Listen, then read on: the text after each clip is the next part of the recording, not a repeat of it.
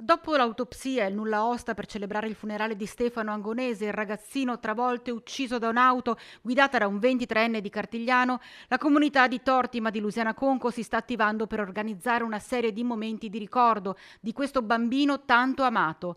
Nel punto dove è avvenuta la tragedia, a pochi metri da dove il piccolo viveva con i genitori e il fratello Samuele, c'è un continuo via vai di persone che lasciano un fiore, un pensiero, una macchinina di quelle che tanto amava il tredicenne, appassionato di rally e bicicletta.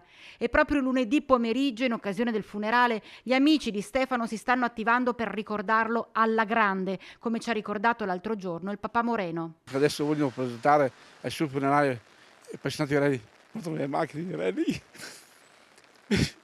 petardi, Perché gli piaceva il rally?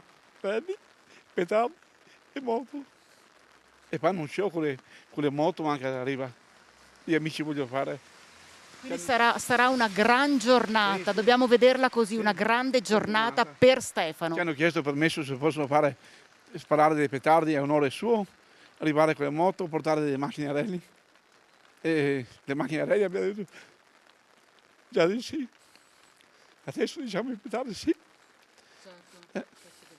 Intanto la sindaca di Lusiana Conco, Antonella Corradina, ha indetto per lunedì 15 settembre, giorno delle esequie di Stefano, lutto cittadino, mentre i compagni di scuola del tredicenne, che avrebbe dovuto iniziare la terza media nel plesso di Conco, stanno preparando disegni, poesie e ricordi da leggere in chiesa per ricordare il loro piccolo amico dal sorriso contagioso e dal cuore grande.